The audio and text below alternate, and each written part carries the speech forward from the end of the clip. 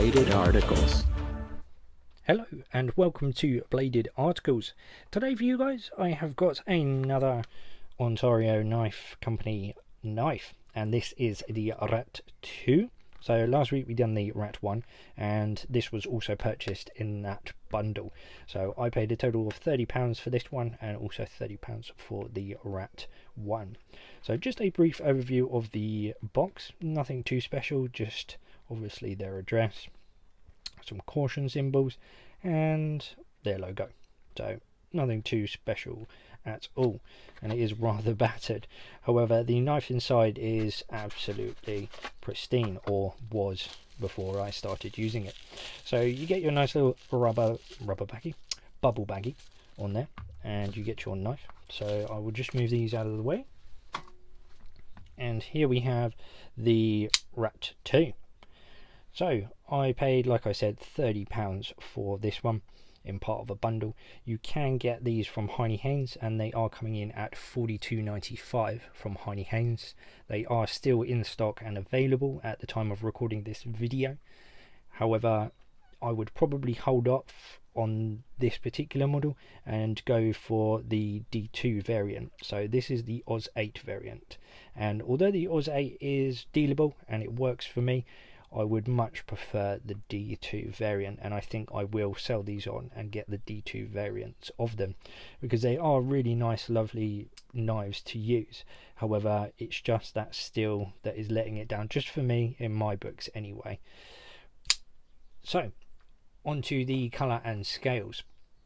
Oh, I did forget to mention as well, actually, before I go on to this, the D2 variants are available on Heine Haynes and they are roughly about £15 more. That's on the Rat 2 and also the Rat 1 as well. They're about 15 quid more. So it's not a big price jump, and for D2 I think it's well worth it in my opinion anyway. So back to the scales. So these are FRN and they are Coyote Brown, and they have held up rather well. There has been no rubbing away of the scales like there was on the Rat 1, and you do get jimping on here as well. So you get it on the thumb ramp up the top here, so it is quite aggressive jimping on there. However, it does the job and it really works. And also once you are on that thumb ramp, you have got some really nice ergos when you choke up right into here where you've got the liner lock, and you can just about, well, I can get a 4-finger grip on there. It is just popping out at the end there, so it is a fairly decent ergo grip on there, and I really love the ergos of this. Absolutely phenomenal for my hands anyway. Maybe if you've got bigger hands than myself, I don't have anything to compare obviously how big my hands are, but for my hands this fits really rather well indeed, and it also fits in my caddy very, very nicely as well, so that is a big bonus. On to the carry style. That was a wonderfully poor flick. You have tip up, tip down, left and right carry, so universal, which is really, really nice to see on a knife, especially as one as ergonomic as this. I mean, there's not really a hotspot at all from that clip, and yeah, so for a lefty, obviously just switch it over to your preference, you're really good to go.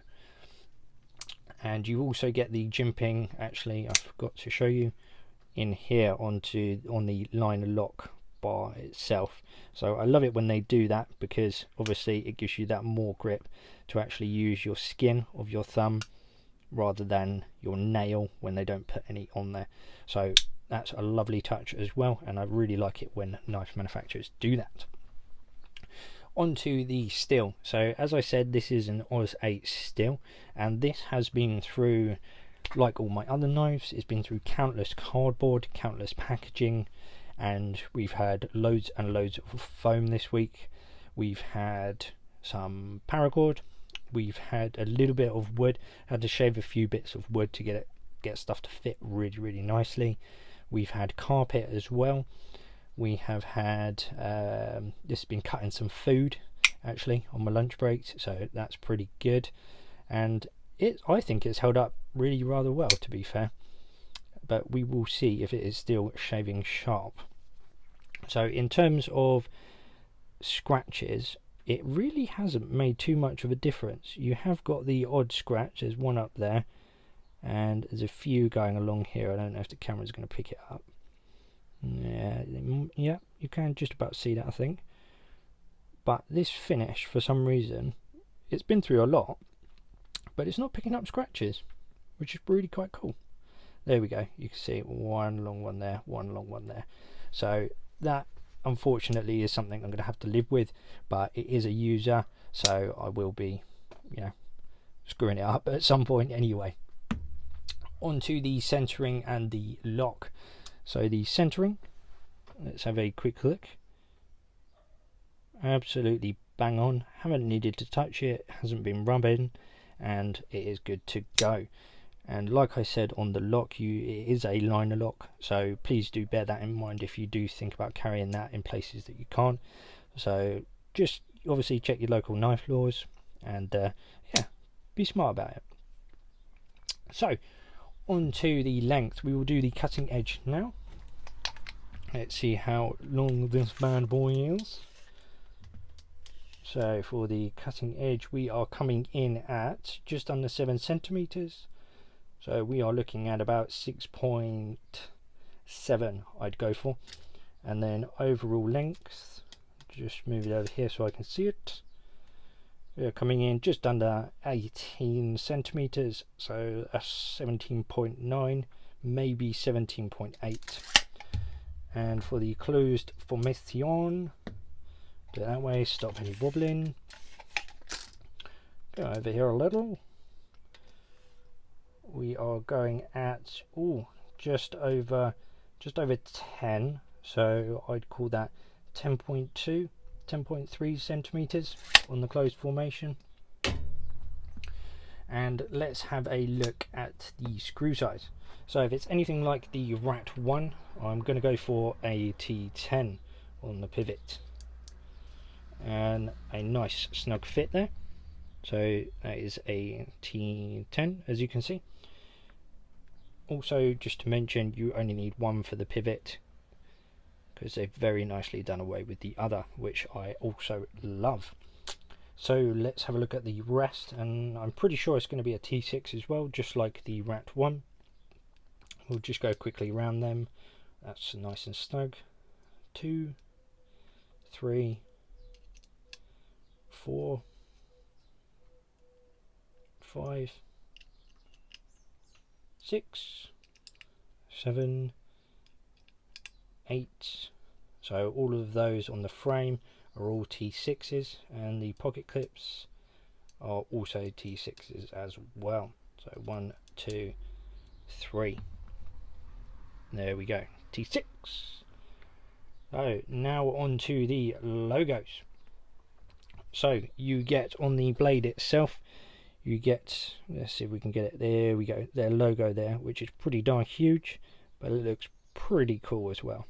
I do like their logo on their blades, because they are quite prominent, that's the word, quite prominent, and you can see it, and I like it. You've got the Taiwan on the back where the blade steel is made, I'm assuming, and model 2 of 8 down the bottom there. And also on the back you have the rat symbol there, so it's obviously that, but without all the wording, but just on the pocket clip. Yeah. Just a note on the pocket clip, this has held up quite well compared to the other one. I can't remember dinging this one, so maybe that is why. But the other, the Rat one, I did take a few knocks on, and it did chip the coating. So I'm, is there a bit down there? Might be a little bit of wear just down the bottom there. However, the coating's held up a lot better on this one, in my week's progress anyway, than the Rat. Than the Rat one. Sorry, I get so mixed up. Rat 1, Rat 2. 2's the smaller, 1 is the bigger. Yes. Right. Onto the hair pop. So let's see if we can find some hairs. Where we got? Oh, there's quite a few up here. Let's see if we can get some. Oh, that is still popping. I can hear them. I'm I'm sure it's popping. Oh yes, there we go. So we've got a fair few on there. And we'll just do it once more just to check. We'll go a bit further down the blade. There we go. So you could see them all popping there on camera, which was really nice. And there we go. So no matter where it is, down here, let's try the tip just for funsies. See if we can get any.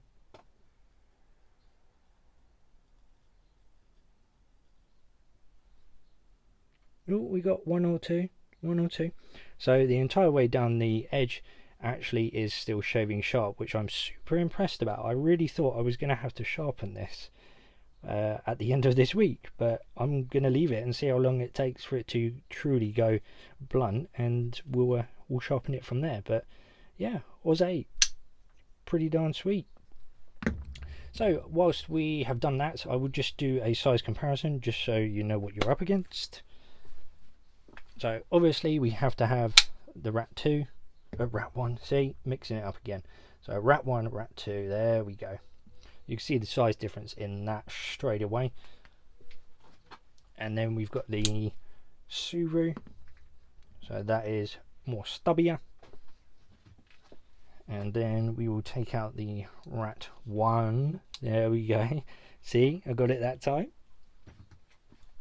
And we have got the Bokeh Plus Gust, which is more or less blade length size the same. However, obviously the Rat 2 is longer on the scales.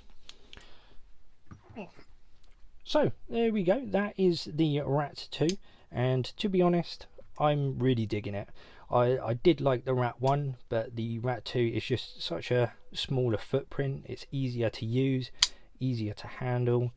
It's still, the ergos are still fantastic on it, and yep, I'm getting one with the D2 definitely. It's just an all-round real decent blade. If you haven't got one, I do highly recommend getting one if you can. Obviously, if you can use it at work and or at home, it is obviously well worth it. So yeah, there we have it. That is the Rat 2. Thank you very much for watching, and I'll see you on the next one.